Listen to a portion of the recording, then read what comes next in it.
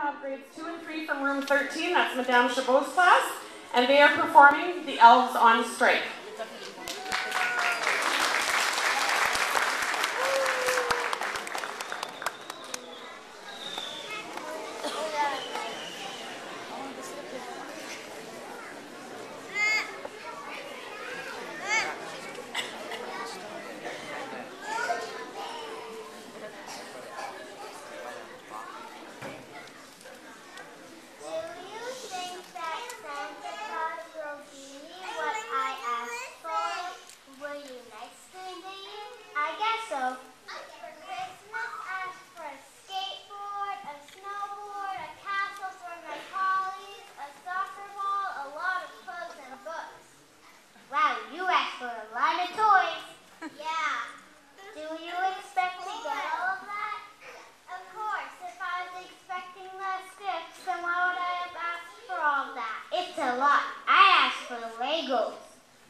I want a doll, a beautiful doll with long hair and beautiful blue eyes.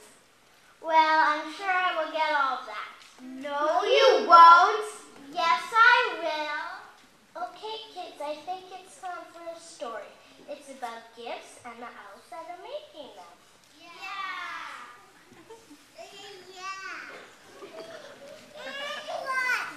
For some time now, there's a hum from morning till night in Toyland. The elves are preparing the presents and the reindeer are training for Christmas Eve. That's it. I'm exhausted. Trucks, stoves, motors, it's always the same old thing. I'd rather be playing outside or sleeping. You're right. This isn't a life. Let's go on strike. The elves quickly set down their tools and gather around. Meanwhile, Santa, who doesn't want to forget anyone, is very busy answering letters and preparing lists. It's a good thing my elves know what they're doing. Otherwise, I wouldn't know how to manage. Back at Toyland, however. Oh, I have a cat. Choo-choo. Mermaids. But no one is paying any attention to them. The elves are still on strike. One night, when as he was sitting by the fire consulting his long list of presents, Santa felt a little whispering in his ears. He tried everything, but the whisperings persisted. I have the impression that something is not right. It's been a few days since I've set foot in my workshop. If I was in your place, it would be the first thing I would do tomorrow morning. That's an excellent idea.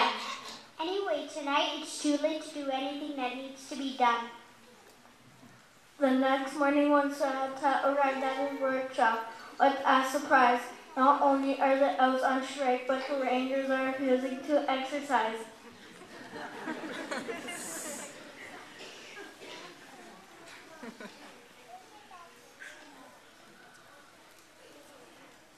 What a mess!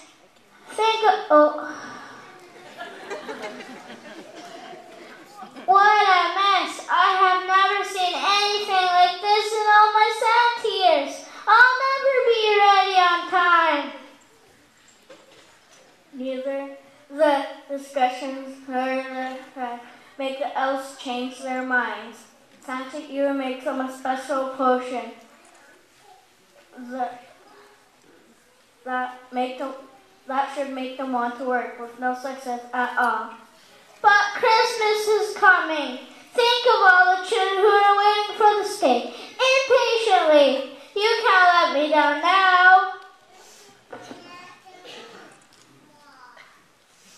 The toys, seeing the elves were still on strike, deciding to take things into their own hands. The doll finally gets his second leg, but it's on upside down. The train passes away with a last choo. The lion sadly presses on a warn button. The lions can't see anymore because instead of a beautiful mane on their heads, there's a ponytail blocking their view. It's a true catastrophe. When they see such a show, the elves start laughing uncontrollably. The poor Santa, desperate, takes his head in his two hands. Then suddenly the Star Fairy appears. She always comes a bit before Christmas to help with the last details. What is going on in here? What a mess!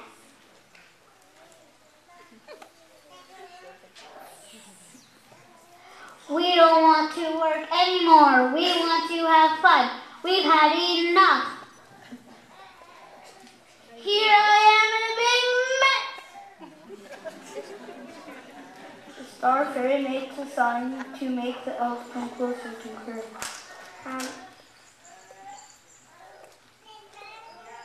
In one movement of her wand, she makes a crystal ball appear. Happy, the elves bump into each other to see the ball better. But good thing they all started to get quiet. The crystal ball shows all of the sadness of the children that don't find anything under the tree on Christmas Eve. After thinking for a few moments, the elves decide to go back to Earth very quickly, night and day, with the help of Santa and the Star Fairy.